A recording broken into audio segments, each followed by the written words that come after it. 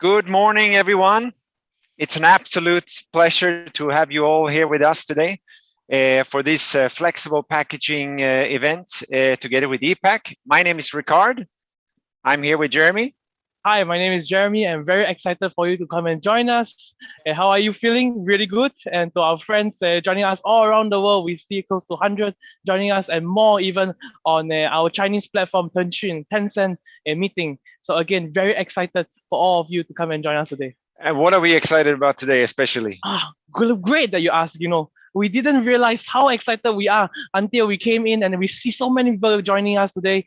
Today, we have the entire ePac executive team joining us for a session, understanding ePac's business model and their success around Asia in many of our key markets, including Indonesia and Korea, and many of these takeaways around the US and Europe.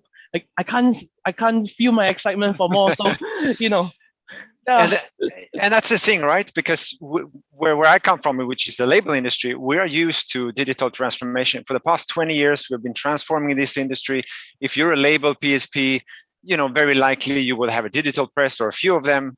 This is no news. But in flexible packaging, less than 1% today of the volume is really printed digitally. This is the transformation and the journey that ePac has been tremendous successful in, that we want to share more with all of you today. So with no further ado, let me show you the agenda, and I'll see you in a second, Jeremy. So today we have a fully packed agenda, and we have a lot to cover in the coming, I believe, 1 hour and a half, I think it is. So we are covering the opening right now, and in a second, Jeremy will introduce to you all the co-founders and the C-level executives from ePac that you will get to know personally today. We will listen to Virag Patel, the co-founder and CEO. He will go through a keynote session about the story and the success of ePac. Later on, I will have a discussion with Virag. We will look at some samples that we prepared for all of you today and sort of go into depth on those and how that ties together to their business. But after that, most important session, that's when it's your time to ask your questions to the ePac team. So if you look below somewhere, I think here, you will see a Q&A tab. You can click on that and you can ask your questions anonymous, or just post them there, or in the chat. You can also ask your questions there, and we will address those later on, as many as we can. But the whole idea here is to make this introduction and for you to interact with us. And if we can't reach to all the questions, we want to connect you with the ePac team later on, and we want to interact with all of you one by one as well. So consider this an introduction to the world of digital printed flexible packaging. After that, we'll come back here for the closing and wrapping up with me and Jeremy. So with no further ado, let's get right into it. Jeremy, would you have the honor to introduce everyone today in the session? Yes, thank you so much, Ricard. Again, today we have an A-list of ePac executives sharing with us. Again, don't be shy. It's a no hands barred. It's a closed door environment today. So it's a very comfortable space. Please write all of your questions that you have into the chat box or into the Q&A below. To our friends again from China, please, no issues. Please write it in Tencent, and then we will of course translate from Tencent over to Zoom, and then we will share it live on the air.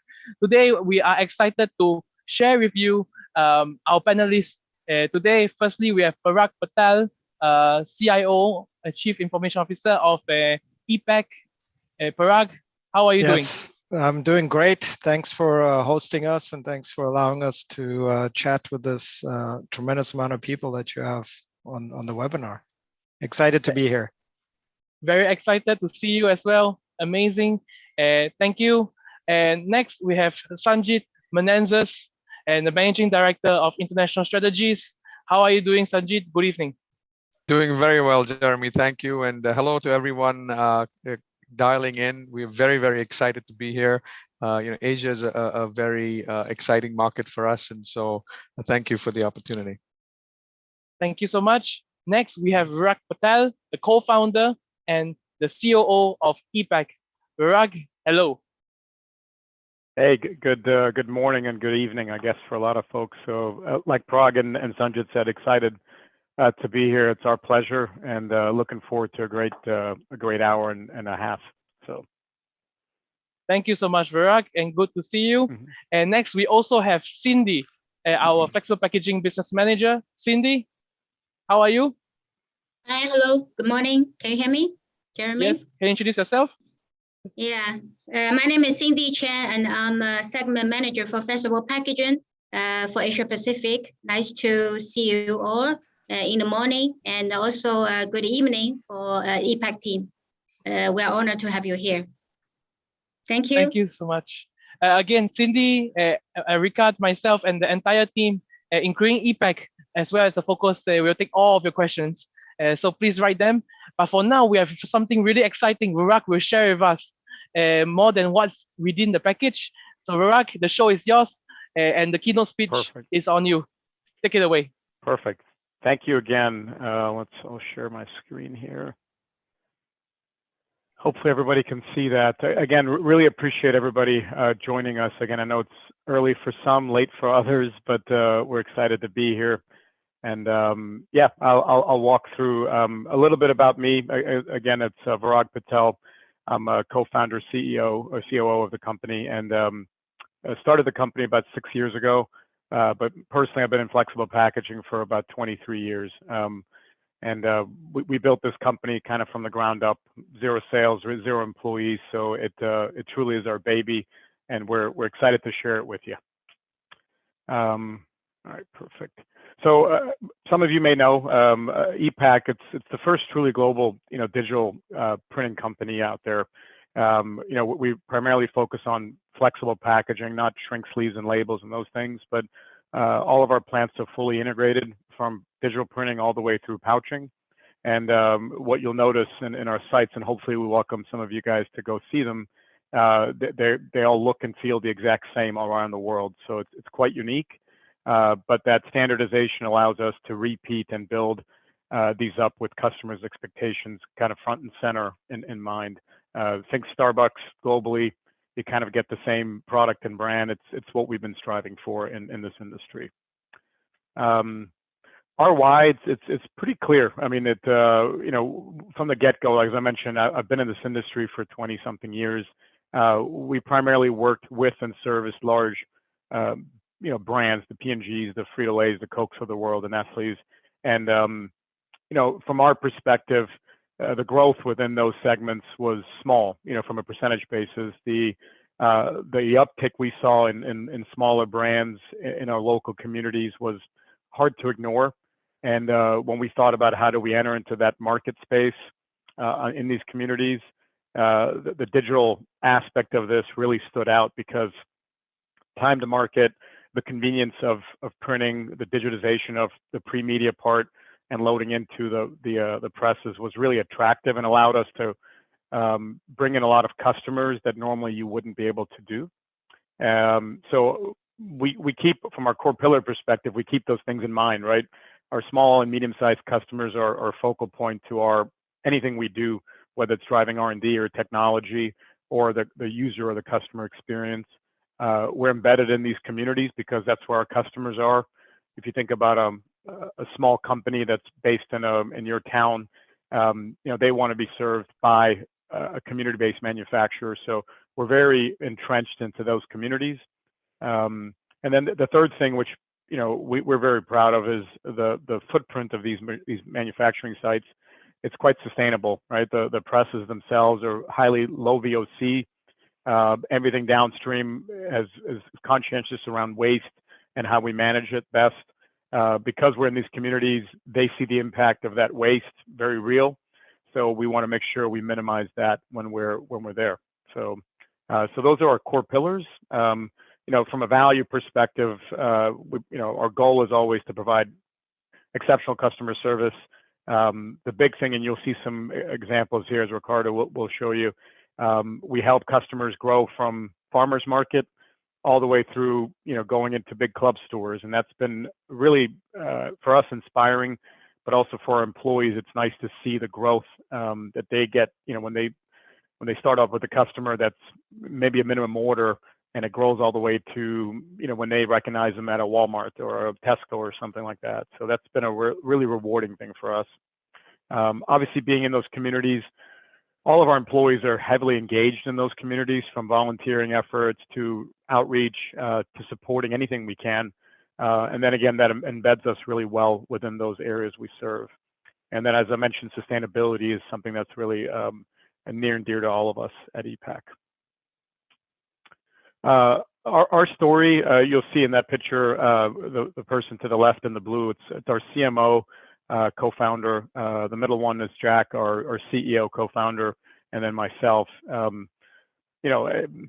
Honestly, like I mentioned, we came out of big corporations where profit seems to be the first thing in mind. And again, serving larger customers, and ultimately to give that back, we optimize and innovate to turn back around and give that back to those CPGs, those big companies. So this was our way of fighting back, right? And you'll hear that as a theme in our culture, where we're the small guy that goes out and fights for the customers that we want to see win, that are competing on the retail shelves with the big companies. It's not saying we don't work with large companies, but we want to give the small guy equal footing to compete. And that's been really near and dear to all of us. We also are excited about the fact that we get to bring manufacturing back to some of these communities that we serve. You'll see later in the slides, we're primarily in large markets because, like, Chicago, for instance, or Miami, and these places, or in the UK, it's, near London. We're in Jakarta, major markets in Seoul, Korea. The reason is because that's where our customers typically are, but our industry doesn't exist. So what we've been able to do, which is exciting, is get people excited again about working in manufacturing and working in especially in flexible packaging. So that's been something that's been very near to us as well. So, but that's kind of a brief of ePac and the story. Like I said, all three of us are still with the company. We all feel the same core mission, and so do Parag and Sanjit here. And having said that, I'd like to maybe share a video, if that's okay with you guys, that kind of captures what I just told you in 90 seconds. So I'll stop sharing. Ricardo, if you guys want, or I think it's Elijah, I think if you want to. Digitally printed flexible packaging is indeed an untapped market. Less than 1% of flexible packaging today is produced digitally. So there is a market that is just beginning to understand what the benefits are to digital printing. We're in Walmart, we're in Sprouts, the package stands out. For someone to be able to give that to me as a startup and kind of me fighting against the world has just been huge. We've actually been able to grow the business and hire employees, and we wouldn't have been able to do that without that packaging. We've had a few larger grocery stores contact us after we've launched these pouches, which has been amazing just because we look ready for that next level. It's changed the whole game for us. In all of those cities that we're in, there are literally thousands of these young entrepreneurs looking to move into a market and know that we can help them. It's almost unlimited potential.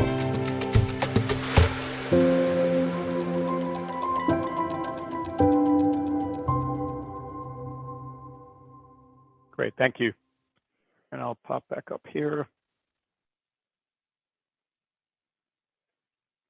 So that's just a quick story, and again, you'll notice it's all about our customers, right? And those brands that you saw there are still with us today. They started, with like a minimum orders. A lot of these companies have gone on to, a couple of them have gone on to go public, from a minimum order to go public in that short of a period of time. So it's quite a unique story on the growth in these customers, and that's allowed ePac, as well as you see on this slide, to grow at really rapid levels.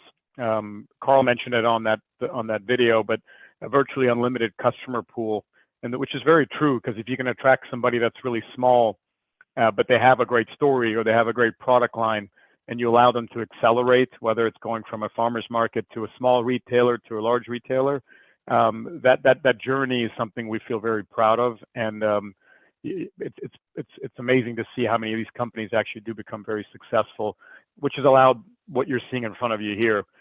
We started with one site in Madison, Wisconsin. We picked Madison primarily because it was a university town, a tech-driven town, and our industry didn't exist in that part of Wisconsin. So within 6 months, we realized that those customers were coming to us in pretty large numbers, that we had to kind of accelerate the pace of our growth. And that's when you'll kind of hear this a lot, but a kind of a plant in a box concept that we've created. Simplicity is kind of at the root of that, where we build plants that are pretty much the same size everywhere, with the same asset pool everywhere, with a similar construction process. But then also all the software is the same in every one of those plants. And that allows the replication to really occur, and allows us to be where we are today in this fast growth environment. We're very excited, as Sanjit mentioned, about what we're doing in Asia. You'll notice in here, it's just starting up with us, with Seoul, I'll say with Melbourne. We feel the Asian market as a whole, and that's a big market, has a lot of the same trajectory that we saw happen here 5 years ago. And so we're very excited about what that brings us, obviously. So sorry about that. Again, core to value, I've mentioned some of these things before as well. And you guys are going to get a chance to ask us about some of these things as well later. So I'll try to go through it a little bit rapidly. But the time to market was something this industry didn't have. Typically, it's 6 to 8 to 12 weeks in Flexo or in Roto. I know within the Asian market, it's slightly different. But we went to market with 5 and 15 days. First, it was 10 and 15, 10 days in roll stock, 15 days in pouches. And the market has since then adapted a little bit to that. But our philosophy has been really clear. We're kind of in an Amazon mode, if you recall. They used to offer 1 week deliveries around package, online purchases, and then it went to 3 days, and then 2 days, and 1 day, and 4 hours, and 1 hour, and now you're getting it before you think about it, right? And that's kind of the same idea behind what we're trying to do. We're continuing to push the button down to offer faster time to market. We think that's going to allow our customers to succeed better, especially in the supply chain constrained environment we're in today. We make it very cost effectively, short and medium runs. There's different definitions around what that means, short and medium, but we find ourselves being able to compete with large companies, in retailers with our cost model. Parag will talk a little bit about order to demand as well, and how we actually do that easier, through some online portals that we've created as well. But the other part of that is, we want to make sure that our customers aren't carrying a lot of inventory of packaging, because the obsolescence is pretty large here, which allows them also to improve their cash flow, to go use that money to grow their business. We'll talk about variable print and a lot of the capabilities that the presses offer us, which are pretty exciting today. And then, as I mentioned, it's quite easy on the environment, low emissions, but also low utilization of utilities in these sites. Again, I mentioned some of this already, but how we're different. 5-15 days, conventional, 25 plus days, low minimum orders. You typically see in our world here, 5,000 meters and above for minimum orders. Very low inventory levels is what we strive for with our customers. We actually want them to order every couple of weeks and not have to worry about it. Once you get them in that cycle, they generally don't want to go back to carrying high inventories. Obviously, low obsolescence, because you can change your artwork fast at any time. No plates and setups, and then high customization around target markets. That's kind of what we strive for. Core service markets, I mean, we're everywhere. There's really not a lot of things that we don't do. And most of these have organically come to ePac, right? We don't seek out any specific markets to go into. A lot of this comes to us, and then once we've kind of seated ourselves in a particular market, like fruits and grains or nuts, other people hear about it. We work a lot with a co-packer network as well, that allows referrals to come through on what we've done. So we're very agnostic about the markets that we serve, and rapidly growing into more unique things, which you'll see some examples of here in a few minutes as well. Products-wise, kind of anything under the sun when it comes to flexible packaging. We make roll stock, stick packs, vertical form, fill and seal, horizontal. Within the pouch segment, it's almost everything minus flat bottoms. but stand-up pouches, lay flats, quad seals, three-side seals, anything you can think of in that category. And we do have a sustainable offering that's rapidly growing. Recycle-ready materials are quite frequently used, and they're very friendly through the machines. PCR is becoming quite popular, and we also offer a compostable offering, primarily industrial today. And then we have an ePac Connect product line, which I'm going to talk about here in just a second as well. So as I mentioned, the type of targets and customers, the pain points are different for everybody, but for the small ones, it's been time to market. The costs involved in upfront plates and changing artwork, the cost of inventory, the high minimum order quantity, all that builds for them in cash management. This is something that we've addressed, which has been the largest pain point for small businesses to grow. For the larger companies that we deal with, we find they're trying to now compete with those smaller brands in these markets again. So if you think potato chips, and I'll use Lay's as the example, there's 100 different small companies within local markets that are starting to take away some of that market share. One may not make an impact, but when you have hundreds in that same market, Lay's and Frito-Lay will start paying attention. And so they're coming to us with more unique offerings that are targeted towards local markets, towards the sports segment, live sporting events, concerts, those types of things that allow a unique user experience that you can really only get through this type of platform. And within that larger space, obviously there's product launches, promotions, test markets, those types of things as well. I mentioned ePac Connect. Parag's going to touch on this a little bit later as well, but our packaging can and is connected. And what we mean by that is we partner with a company called ScanTrust to do securitized QR coding.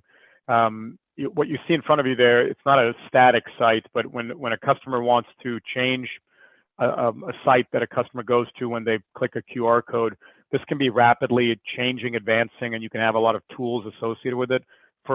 In most cases, the basic service is free, where that page you're looking at there can be created on the spot by a customer and allows a consumer to engage with that brand very quickly and in a changing way.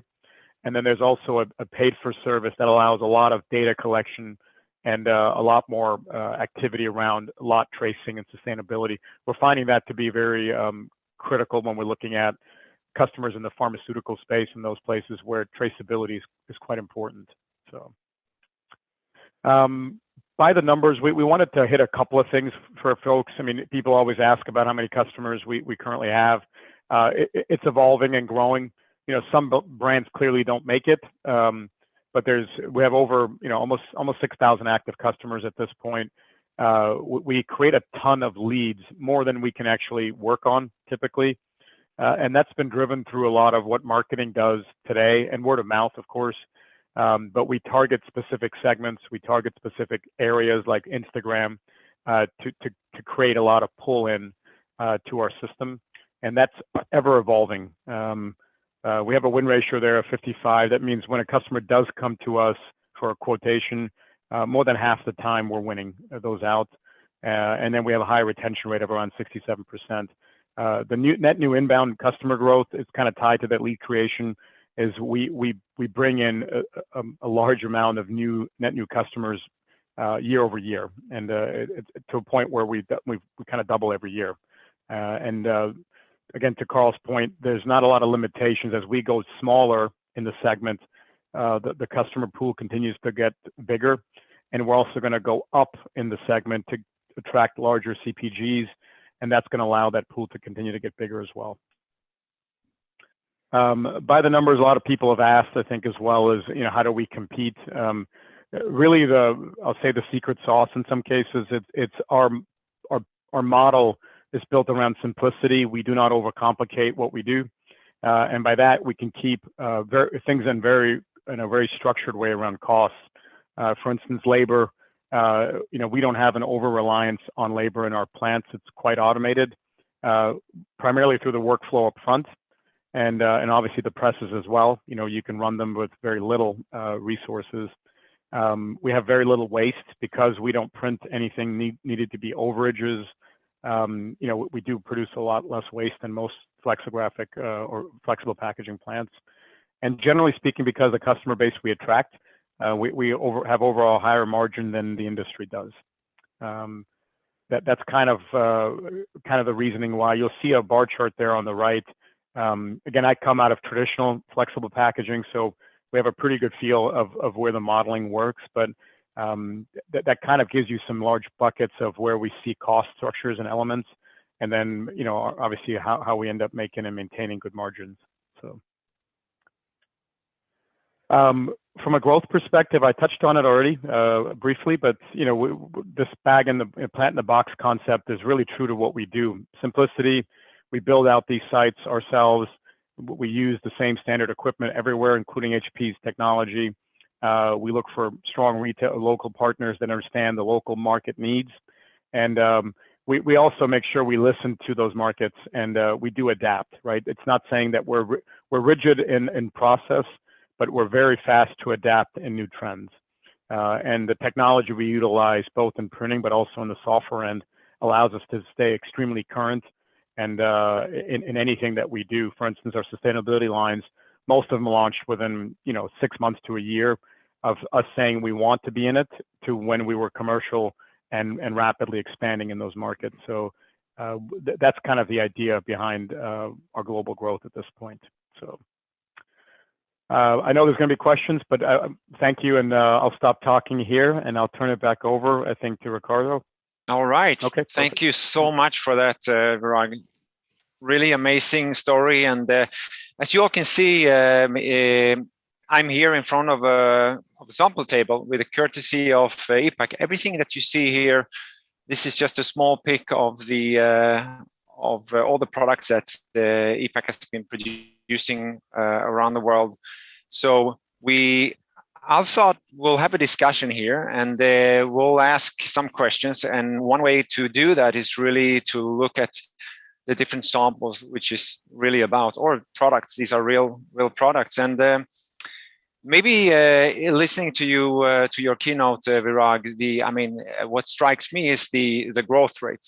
This is just tremendous. So you're basically doubling the business every year, and usually when you see this kind of disruptive growth, it comes on the cost of profit and margin. But clearly, it's really a success train. So I have a feeling that a lot of that secret sauce, if you will, is behind what you're actually doing in the product. So how about we talk a little bit about that, and maybe you will ask me which one. I think I want to start with this one.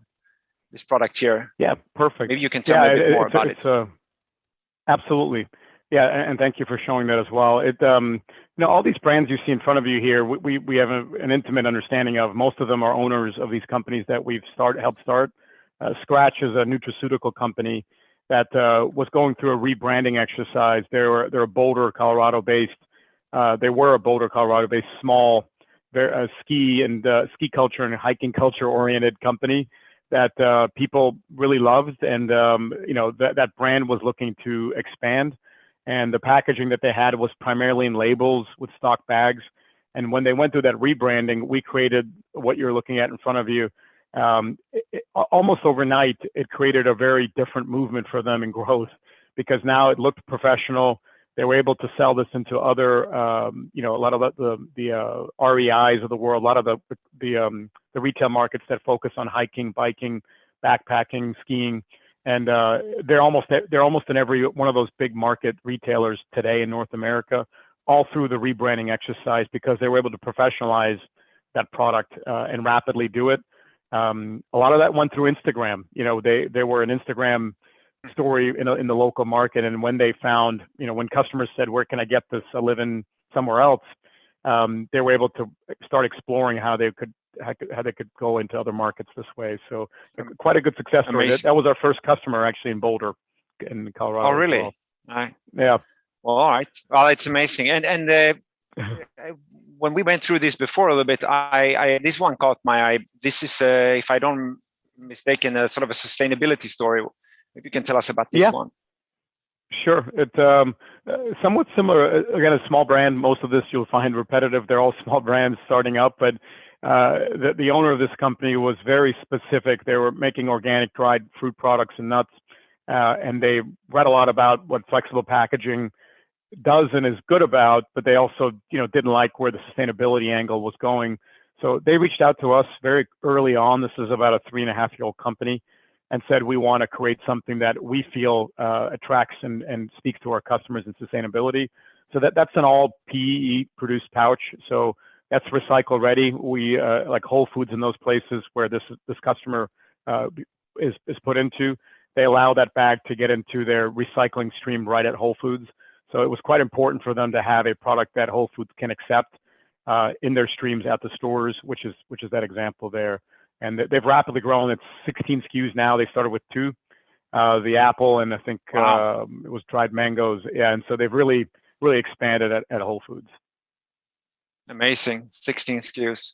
Another one that caught my eye, Virag, is this one here. And for one reason, it looks to me that you have also some embellishment of this one. I'm not sure how it comes out on the camera, but one of them is matte and the other one is with a spot varnish matte. What can you tell us about this one? Yeah, correct. Same same brand, same product, but 2 different customer. Like the retail, the spot embellishment one, Costco specifically asked that they wanted to be in a spot embellishment product. Their typical one was the matte version, which was in a lot of local retailers in Texas. But similar story, the owner of the company, they actually just went public in a SPAC this past year.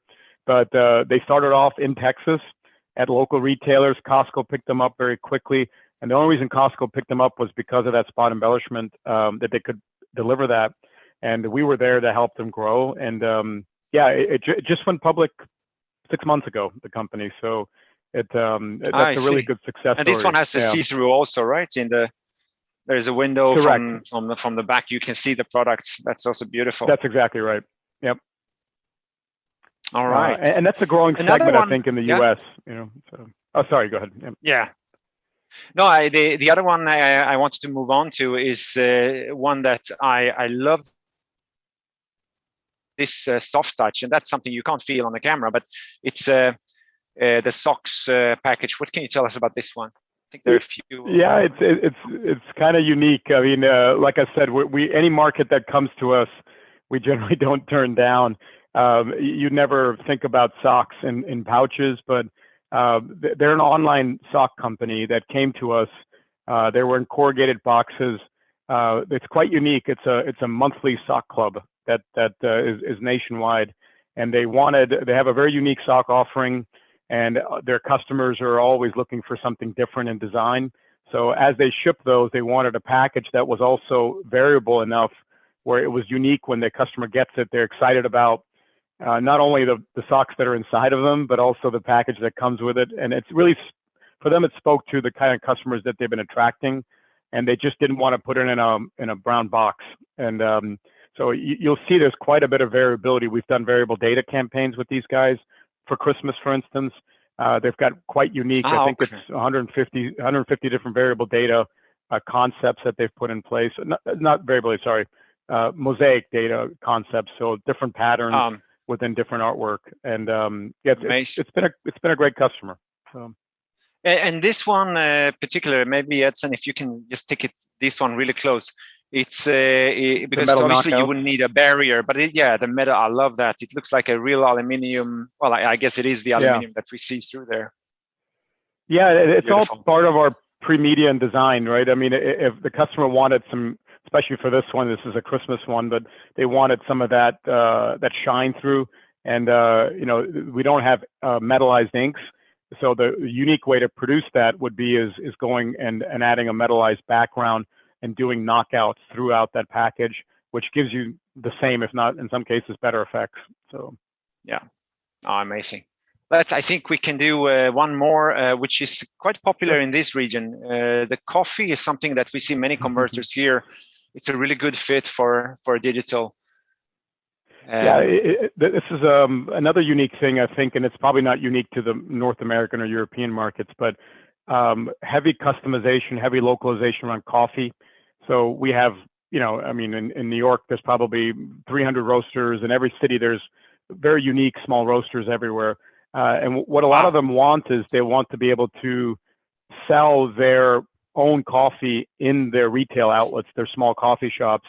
And historically, they weren't able to do that. Yeah.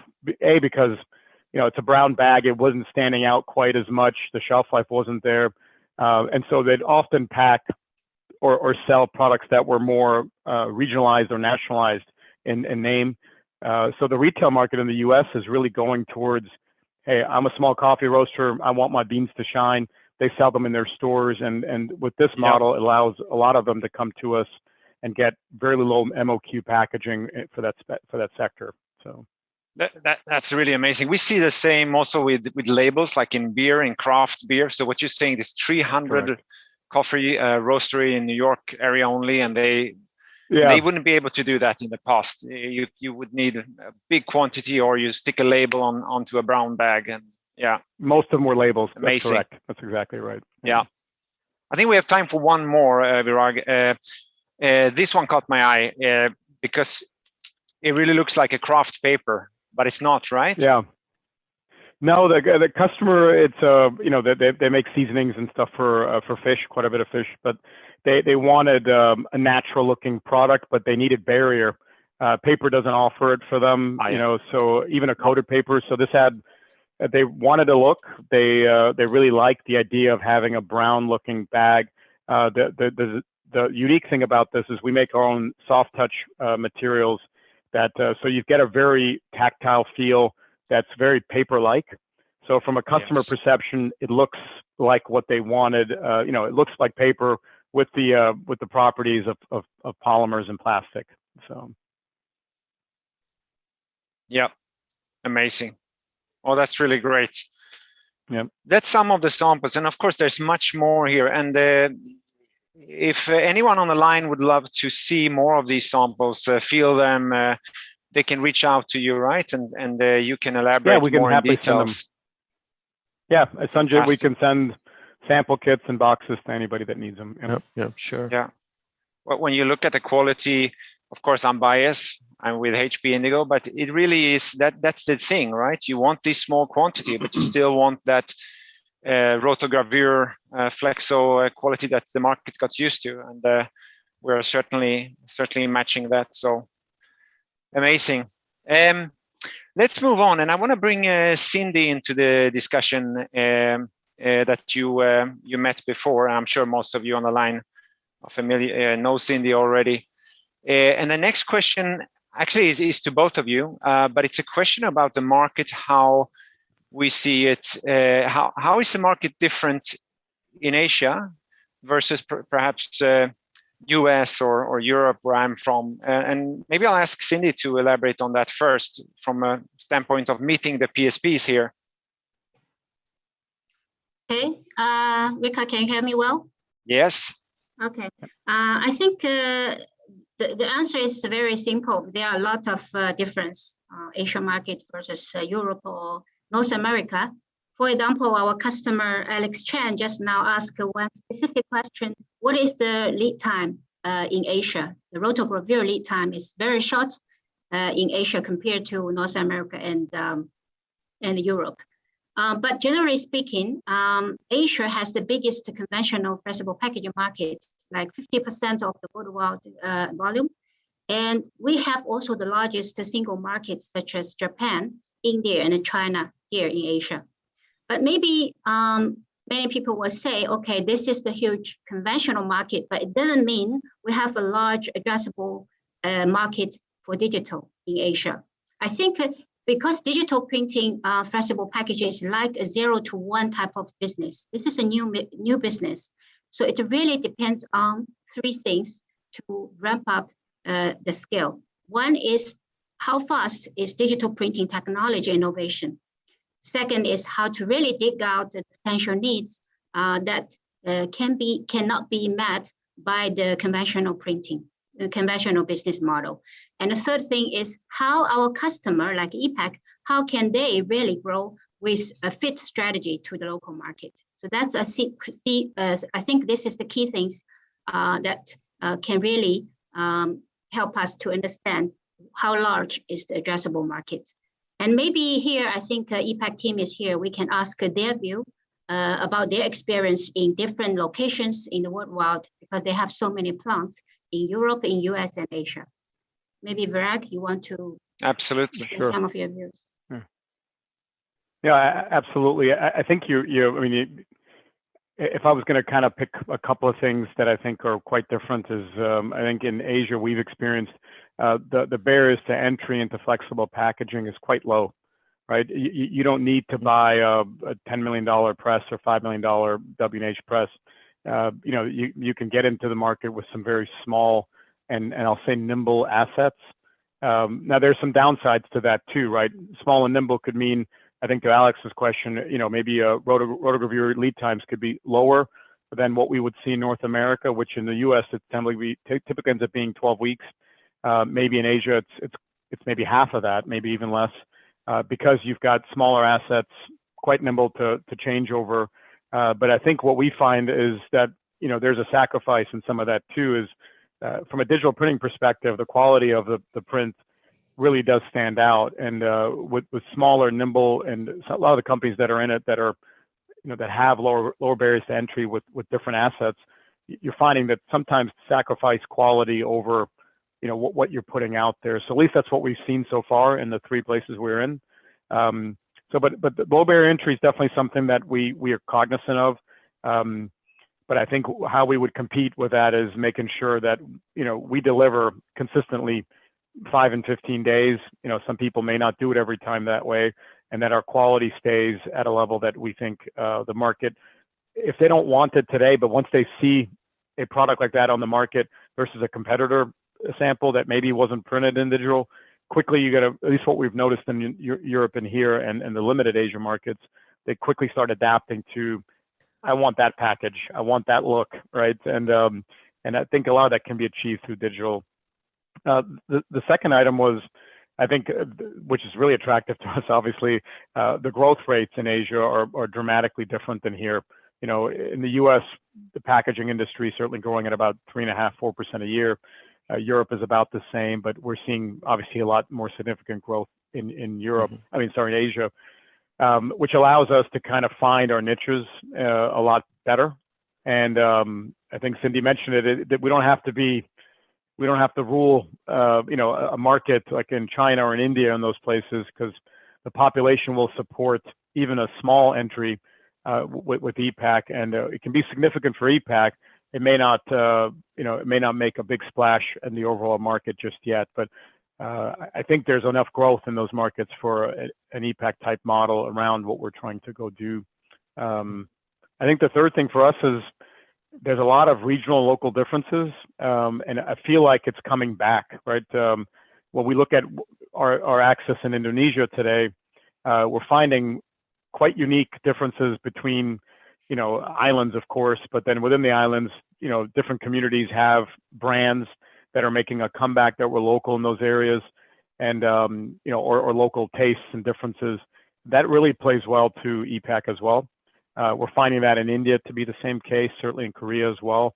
But that customization and differential and local and regional levels allows more complexity in art and allows more ability for us to insert our value proposition. So I think for me, those are 3 big differences. 2 of those I think are very attractive to us. So.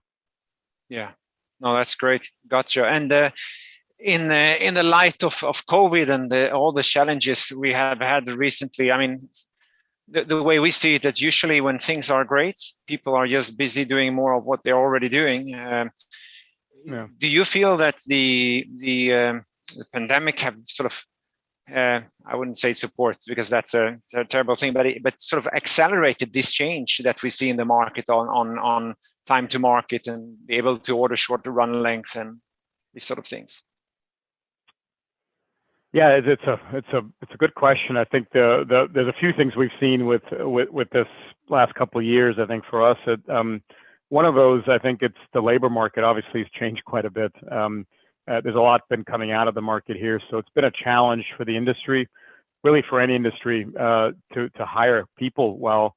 But I think it plays in ePac's favor, I'll say in this case, because our plants are quite technology driven. We do manufacture, but we also, it's clean room environments, climate controlled places, open floor plans for offices. We educate, train, and develop a lot of our employees. It does attract people well, but we also are less dependent on labor in our world. So as companies, our competitors grow, attracting a lot of people becomes difficult for us as we grow. We don't need that big of a pool of people to come in to attract. So that's, I think, from a manufacturing side, that's something we've noticed last couple of years that's been really key.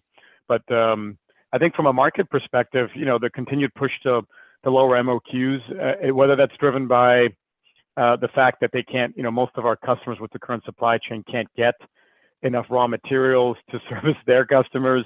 They're lowering what they need when they need it because they don't know what they're going to get for ingredients any given time. But I think what you've noticed is that customers actually enjoy that because, as I mentioned before, cash for them, it gets preserved through that type of an exercise. They only take what they know they can sell because that's limited to their products. They don't over inventory, they don't overstock, and it's created quite a lean supply chain that favors us in MOQs, but also in lead times, because when they get something coming in, they want to pack it and get it out to the stores quickly. And so the JIT, the just-in-time concept, is becoming much more prevalent as well. And I think the third thing for us is, and it's like this market of one, we're seeing it everywhere. Everybody wants very, really high customization. As everybody here has gone online or delivery services for almost everything, they expect a different experience versus when they go through a retail store. They look for the brand that they're comfortable with and grab. Now, when they're online a lot more, they have time to research and look, and they're becoming much more customized in their selection process. So I think those things are, from my perspective, play in our favor. So. Absolutely, yeah, we certainly see that also. It's really how to stand out, how to capture the consumer shelf appeal, and with a lot of simple ways. It doesn't have to be personalized. It can be, like you meant, like some of your examples, mass customized or regional campaign, or connected to a sports event. There's just unlimited opportunities that I think you can offer. So how about we bring the rest of your team into because let's see if we can spotlight Parag and Sanjit also. Hi guys. Hey, hope it's not too late for you. You guys are still enjoying. Not at all. We can talk all night long. we got you now. I wanted to maybe post. We were on the topic technology and how lean your sites are and how sort of that is set up. And so Parag, maybe when it comes to technology and sort of, do you have any online tools, or how are you sort of set up in that sense? Maybe you can share a few thoughts on that. Yeah, definitely. I mean, of course, everyone is interested in online, which is definitely a key strategy for us, is to go even further down the size of the customer, right? It's going to be much more efficient to get a customer online for 500 bags that we can produce rather quickly in a plant. But beyond just that piece, I think we step back, or at least I stepped back when I first joined ePac a few years ago, to look at the flexible packaging, industry in some sense in terms of technology. My background was e-commerce, serving millions of customers in a highly automated fashion, from in essence selling to delivery, right, like we're used to with Amazon. And that really didn't exist in this market, right? Everything was manual. Creating a quote is manual. You talk to somebody, they put some info in a spreadsheet, and maybe they get a quote in a couple of days. So first thing we did, as an example, we have a quoting tool for our salespeople that they can send a quote out in 15 seconds, right? For a variety of different structures that we carry. There was a question in the chat, how do you manage all these different sizes and different substrates and all that? In the US, for example, we have 100 plus structures that we sell, right? And you can quote each and every one of those in a matter of seconds, any custom sizes, custom features, right? So we invest a lot on that technology side to help our salespeople help build a better experience for a customer, and then obviously automate some of this decision making. We marry up. If you want a particular product like dried fruit slices, we can give you the structure that is best for you based on the R&D that we've done here. So these things are making it easier for customers, to purchase and make decisions. From a technology perspective, our attitude is that we're a technology-driven, API-first company, right? So what does that mean? We're open. We build small pieces of solutions. We integrate them, and we do it quickly, right? And if something doesn't work, we change it, right? And that's really in ePac is a big theme. Is we evolve not just technologically, but from a manufacturing point of view, from a selling point of view, we adapt and evolve, right? What we do in the U.S. is going to be a little different than what you might do in Korea, because the customer is different, right? So we can adapt to different structures in Korea, and because the market is different, like I said, right?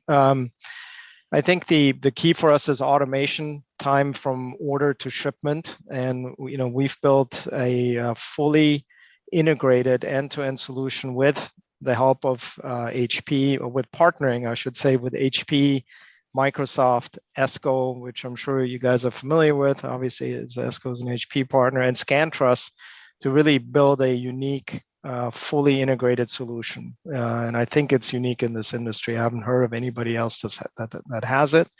And that is really, to me, very exciting, right? We're building a modern platform that will continuously evolve. And from what I've seen in this industry, ERP systems are like, okay, you put it in and you kind of forget about it, and trying to modify things, people don't want to do it. They don't want to invest the money. It's the opposite for us. We want to continuously evolve it, make it better, right? Because that is really a key to our delivery, and anything that we can even save in terms of time and money, we can pass on to our customers, right? Which is very important, to let them compete. And then we've built a platform that can easily adapt to the different languages and cultures. We have, as you know, US, Korea, Indonesia, UK, Australia, France, all different language requirements, different invoices, different shipping labels, all these things, which is something that we've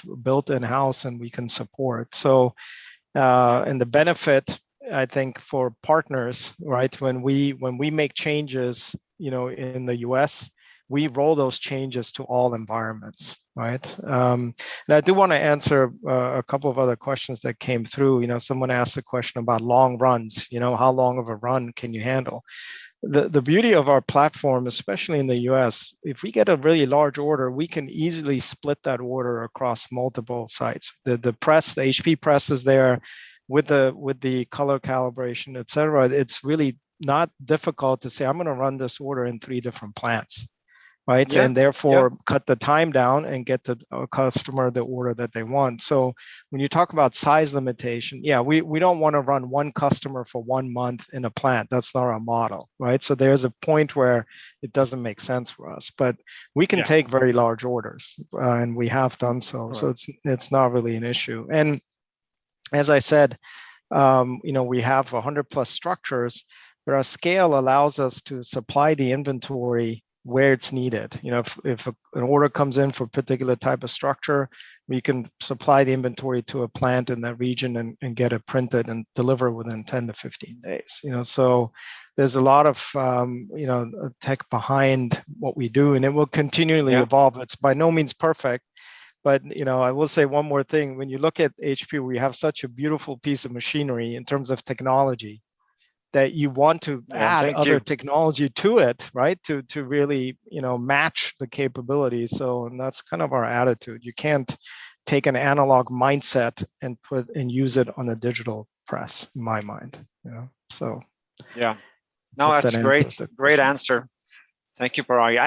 And thank you, of course, for we are super excited about this partnership. It's been going on for many years, and hopefully many years to come. We're running a bit short on time, but I have to ask one more question, and this one I want to direct to Sanjit. Let's say I'm really excited about this. How do I partner with ePac, and maybe what are you looking for in those partners now as you're growing rapidly globally here in Asia? Yeah, well, and that's a really important question, Ricardo, because you've heard from Virag of our rapid expansion and our focus on our customers and helping them grow, right? But really, for us, our growth has also been driven by our partners, right? Because they help us grow, and so we don't take. I mean, we throw the word partner around quite a bit, but we don't take that lightly. So when we enter a market, we are really careful about who we enter with. And you asked about what we look for. I'd say the first thing we look for is an alignment with our why. Virag talked about our why. Why is ePac in business today? And there are pillars around that, right? One of them is we target small and medium-sized businesses and help them grow. Yes, we also look and target the bigger guys, but our focus is there. We have to align on that. We are there to help communities. We have to align on that, right? So that's the first piece. The other thing is, we don't claim to be experts in every market. I mean, we've grown globally, but the reason for that growth is our partners have helped us understand the local markets better. And so we would look for partners who have some understanding of the local market, have some sort of vision. It's not easy to have a vision because the game we're playing or the markets we're tapping into don't exist, right? So in many sense, we're making the market, right? And so there's challenges associated with that, and some of it is very local. So we look for that knowledge, but that willingness to collaborate with us. We talked about simplifying. Our model is simple, the footprint is simple. We try to make everything simple, but making everything simple is a very complex job, right? It's not easy to simplify, right? And so we have learned a tremendous amount of lessons along the way that we are now able to bring to the table. And so when we partner with someone, it's really a collaboration, the willingness to understand those lessons and incorporate them, and the local knowledge and expertise, we marry it together, and that becomes a good partnership. At the end of the day, we're making a market, we're creating a market, and we're looking for investors who are just as excited about that, about the opportunities and the challenges as we are, right? And of course, finally, I think any of this takes funds and takes capital. So part of that will be the ability to fund growth in these regions, right? And there's a lot of regions in Asia that are just we would consider them ripe for what we do. Absolutely. No, it sounds great. I guess what you're saying is it's also a mindset for stop chasing the price to zero, and when it's all about format and price and long runs, the longer the better. You're really changing to something different, high value, what you want when you need it, and those what Parag mentioned before. How do you cope with all those short runs? And it takes technology, and that's. And the other trend there, Ricardo, is it's COVID related in some ways. Is there's a lot of folks who, because of COVID, either lost their jobs or don't have jobs, and they've started to think about, man, maybe I should, start a business, right? And I know how to do this well, and we're giving them a chance to compete, right? So there's a lot of that's untapped, that especially in Asia. I can imagine that. Yeah. Well, looking at all this beautiful packaging, I want to make my Ricard toasted beans or I don't know, Scandinavian socks or whatever. Yeah. All right, guys. So thank you so much, and for the rest of you online, now it's your turn. Now it's your turn to ask all these questions. I can hear the 25K, the HP Indigo 25K is warming up behind me. I can hear some noise. So let's do that. Let's hand over right away to Jeremy in front of the HP Indigo 25K. Can you hear me, Jeremy? Yes, I can. And thank you, Ricard, for taking it away. And welcome to the ePac Q&A session. Right now, with me behind me is the HP Indigo 25K digital press, the preferred choice for flexible packaging converters around the world that is printing digitally. Again, all of the pouches that you see with me right here are contributed by ePac's customers. Again, really nice, a really nice finish. And we are here to take a few questions that you have.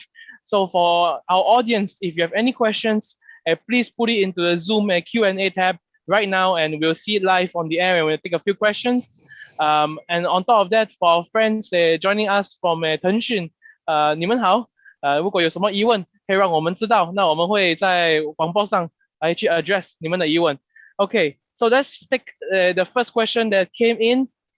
The first question is, how do ePac get orders that is suitable for digital print, and from which distribution channel? This is from China. To the team, maybe I start off with Virak.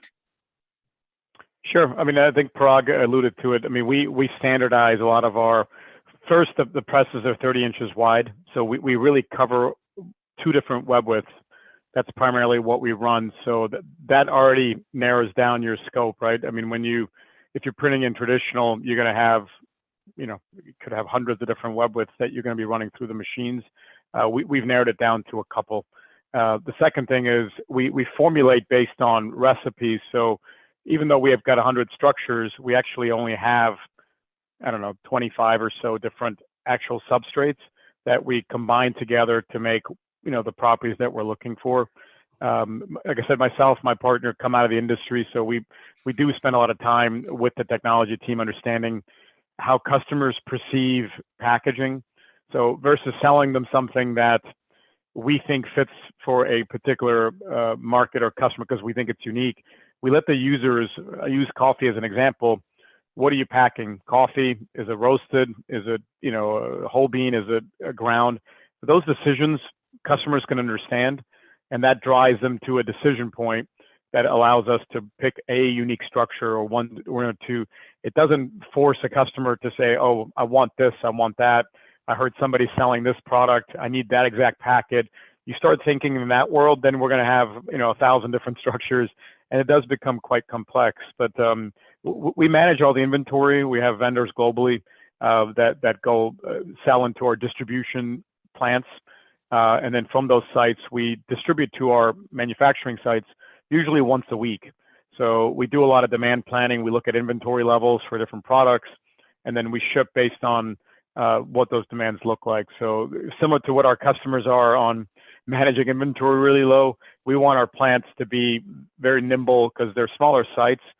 We don't carry a lot of inventory in the plants as they sit today, and we kind of manage that through our supply chain. So I don't know if that answers the question, but hopefully it does. Yes. And then I think we also have another question, and this is open up the team in terms of customers on ePac in terms of color management, and have we managed to also address the brand's demands in terms of color and getting to the quality and consistency of the product, of the demands that they have. Any comments on how we see it around the globe? Yeah, I mean, similar to what Parag said, is that the machines are pretty much set up and profiled the way we want them to. So any press should look and act and respond the same way, assuming the file comes in the same way. So the consistency for color is definitely in favor of digital, I would say. As far as managing brand specific colors, targets, we haven't noticed, and I mentioned that maybe earlier, haven't noticed an issue with where we are in that space for a Coke Red or something like that. If we run a campaign, we haven't had a challenge matching to what the bigger brands would require. again, I'm not sure, Parag or Sanjay, if you want to add anything to that. No, but that's, I think we can cover what I don't know the exact number, 97 or 98% of the color spectrum, right? That we can print, Yeah. and I think the quality is as good or better than anything anybody else can produce. So it's not really been any issue for us at all, ever, right? Nobody has complained about the color match or color quality with us. They're usually happy with what they get or excited. Very nice.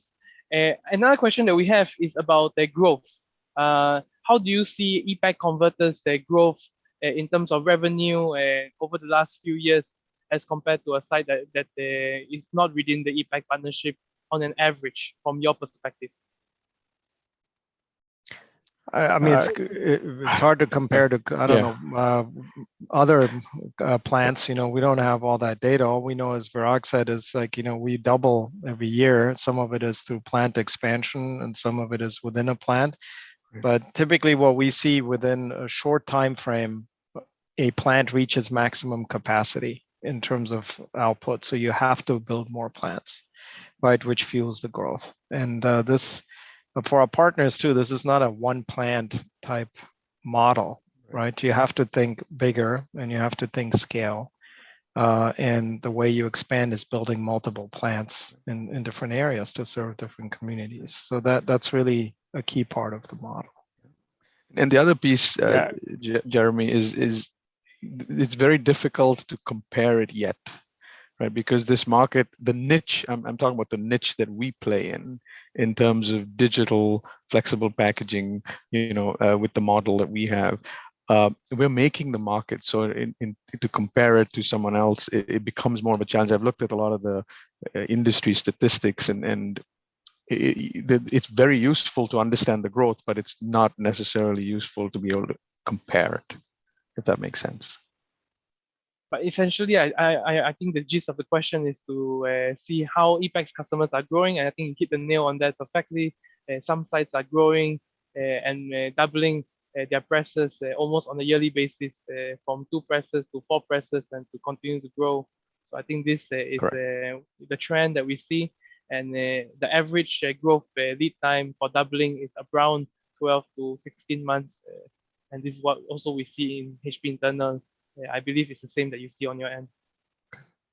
Yes, correct. Okay, so the next one question that we have from the China team, and please put in more questions as we go on, is how ePac can retain customers and avoid losing them through other forms of conventional printing. And I think the essential question and the intention about this is about reordering. How many times do we see customers reordering on the platform and things like that? I think we had the statistic.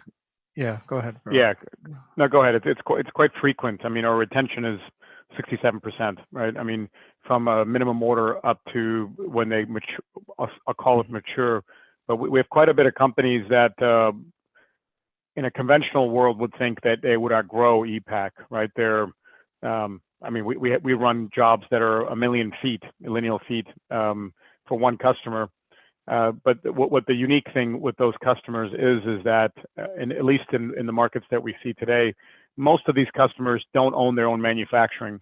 When they get to be that big, they're using co-manufacturers, co-producers, and they want to be close to their market. So the instance of the 1 million foot runs in our company, why we can retain those is they've gotten used to the just-in-time concept. So they don't concept and forecast out for a year to make it more attractive to a traditional analog type of printing mechanism. But the other thing is because they don't have their own manufacturing, they're utilizing a lot of co-manufacturers around the country. So a 1 million foot run needs to be dispersed to 5 or 6 manufacturing plants that are near site to a Costco or wherever they're distributing towards. That lends itself really well to our near site manufacturing model. So we can take that 1 million foot run, strip it down to 200,000 feet per site, like Parag mentioned, and then deliver quickly to those co-manufacturers. So we haven't seen the need for a customer to move to something more conventional. we don't lose to those. Where we lose is a customer may go out of business, and because not everything works, obviously, right? But there's enough new concepts out there that continue to to fuel this. So. And the other thing I would add to customer retention is we see a lot of our customers changing artwork from print to print, just even small changes, right? They may, and this is something I think you see in food industry now, their recipes keep evolving, keep changing, different ingredients, right? Different nutritional information. So at least, in a lot of the markets, US, Europe, the ingredients change, so you can change them every couple of weeks if you want, or every 4 weeks, and not really miss a beat, right? Your planning goes way down, and your inventory obsolescence, like Braga mentioned, goes way down.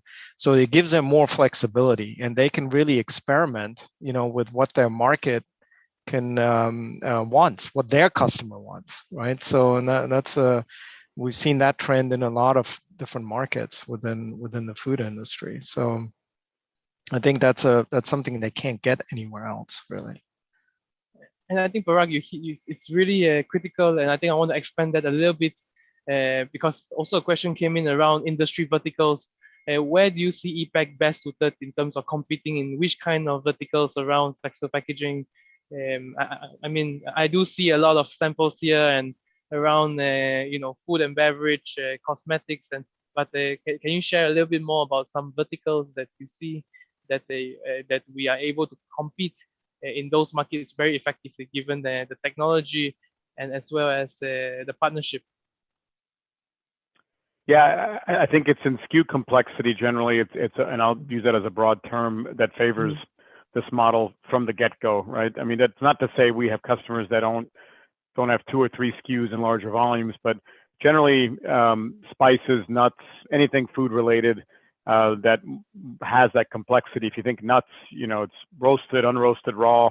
I mean, when you look at Lidl, those types of stores, snack foods, there's a lot of variability within that market. And I think right now within sports nutrition and the nutraceutical market, you're seeing that same trend where it's not food so much, but it's supplements, and that supplement market is trending more towards complexity because there's targeted needs for different things. Maybe a whey protein with a particular supplement, and another one with a different type of supplement. Well, the ingredient changes there. Maybe the art changes with those as well. And we're also seeing a lot of adaptation now through people moving out of rigid in the nutraceutical space specifically. Where supply chain constraints, they're avoiding shipping rigid bottles for vitamins or supplements, and they're moving more to a pouch type of orientation. Well, that industry already was complex from a SKU perspective, and they're just adapting to a different platform around 3-side sealer, smaller pouches. Certainly the masks. You mentioned COVID. I mean, there's a lot of trends around that, with wipes and those things that we're involved in, masks themselves, of course. But there's a lot of, small trends within the airlines that we've been able to service because of these more restrictions around travel. So there's a lot of things positive and a lot of things that are trending, I think, that continue. I think trend is probably the right word. If things keep changing and evolving, which consumers continue to want, it just lends itself more to what we do. So, understand. Thank you. And I think time for 1-2 more questions at most, given the time. But of course, we are able to pick up more as we go in the chat. Next one is around the run length. What's the average run length? And you can comment about that. And importantly, how do we connect run length to the type of customers that we have? Mm-hmm. I mean, the average really varies, right, by region and by market. I mean, it's really hard to pinpoint the global average, and Brock, you correct me if I'm wrong. If you go to a site in Boulder, Colorado, your average run length is very different than what you might see in Atlanta. And even in the US, right, you see a lot of variability. It really depends on the customer. And we really, ultimately, we don't really care, to be honest. Care, right? exactly. It doesn't Yeah. matter to us what the average is. Right. You know, we have quick setups, you know, and quick the SKU count doesn't affect our ability to deliver at all, right? And so there's not much of a difference between a small or a large order to us in terms of production. We really don't care. You know, we'll do whatever the customer, it's best interest of the customer, ultimately. You know, so and we're flexible, like I said. Yeah.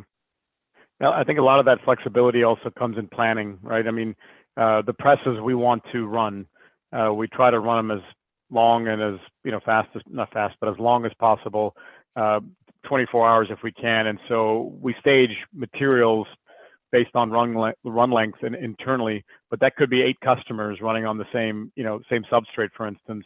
So we try to extract efficiencies that way.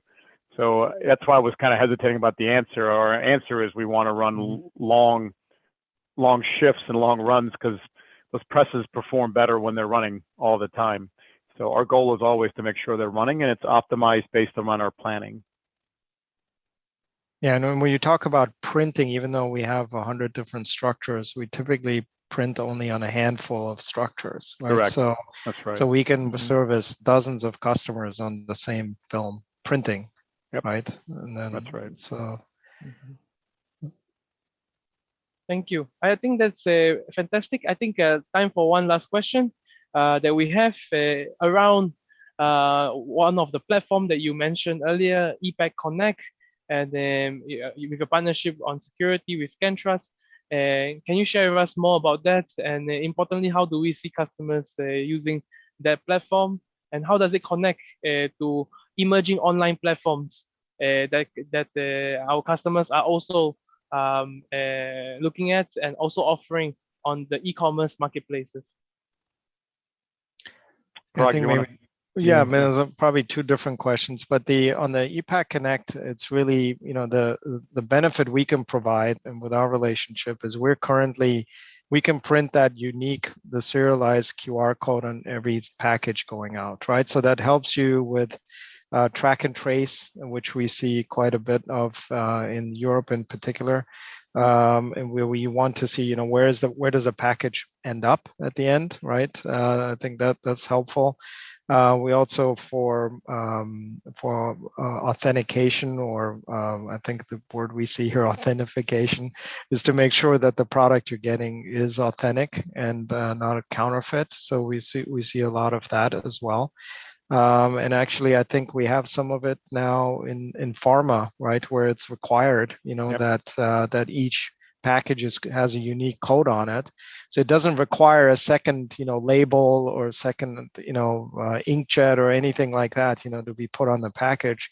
So we see a lot of adoption because once you get the code on there, you can add any metadata you want downstream, which is a big benefit, right? And so that you're not tied into you know, that numbers say specifically on when it gets printed. So we do see that.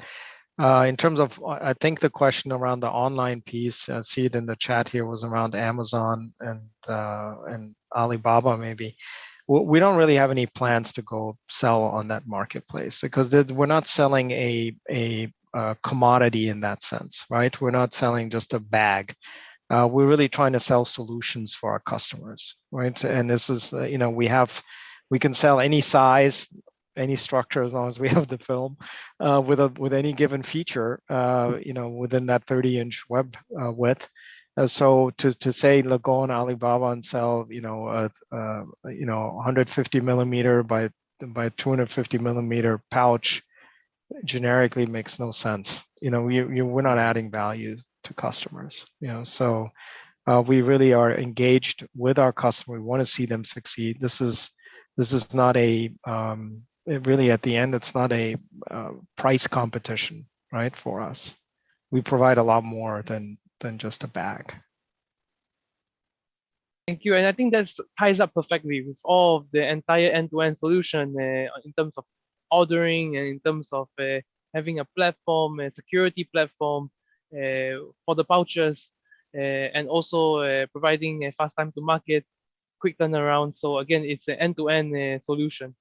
So for this, I think we have come up to the time of the hour.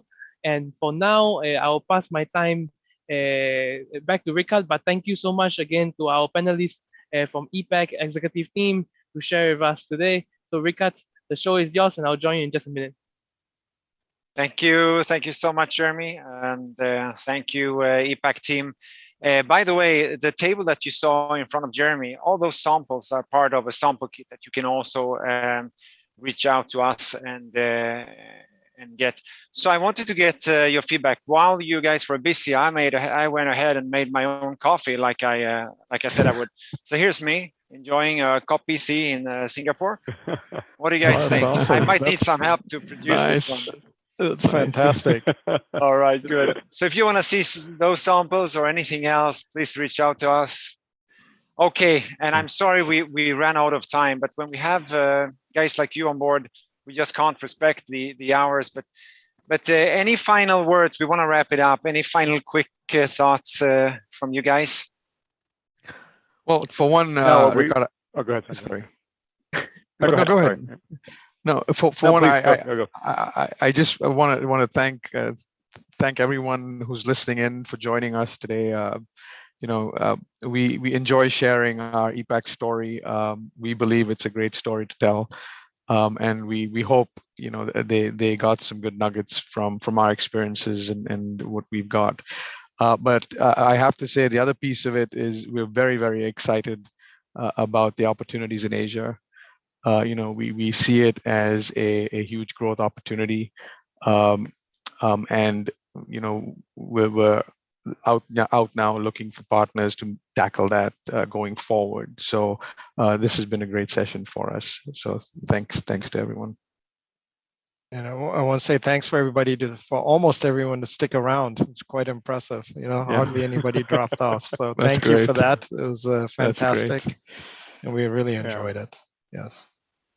Likewise, and please be in touch. The time. All right. Yes. Yeah, we and appreciate Ricard it. and Jeremy and the HP team, thanks for setting it up as well. We really enjoyed it. Yes. Yeah, our pleasure. Our pleasure. So great, guys. So today you heard directly from the C-level team, the co-founder and C team from ePac. We were super excited about setting this up. There's a lot of work that goes into to many of these sessions, and there is for a good reason. If you're in this session, this is a session which we keep quite limited. So you're sort of a selected audience, and that's because we feel that you had probably the profile or the interest to reach out and to talk and to learn more about this field and together with ePac. So. But we also want to know what we did well and what we didn't do so well. Going over time, I know is maybe something we didn't do so well. So on the screen here, there will be a QR code. And that's just the last thing I want to ask you. If you can just take 1 minute, scan the code and tell us about the experience and how we can improve and keep delivering contents like this. Yeah. So with all you see, we have over 130 people, and I think we still hang on strong. Again, please give us feedback, tell us what you think, and to our friends from China, really appreciate your time joining us today. Also on a Tencent webinar. Again, we are really putting all of the technologies that use here, and we have many questions that still come in at the minute. Again, please contact your HP team and your HP representative to share those questions. And if you want a dedicated reply or you want us to share more case studies with you, in particular about brands or about the converters, which are really see in terms of trajectory of growth and sample kits. Yep, absolutely. We can share them with All you right. anytime. And look out in your nearest retail for my coffee brand coming soon to market. Yeah, really nice. All right. Thank you, guys. Thank you, Thanks, everyone. Take Thanks, care. Jeremy. Appreciate it. Thank you. Take care. Bye-bye. Bye. Bye.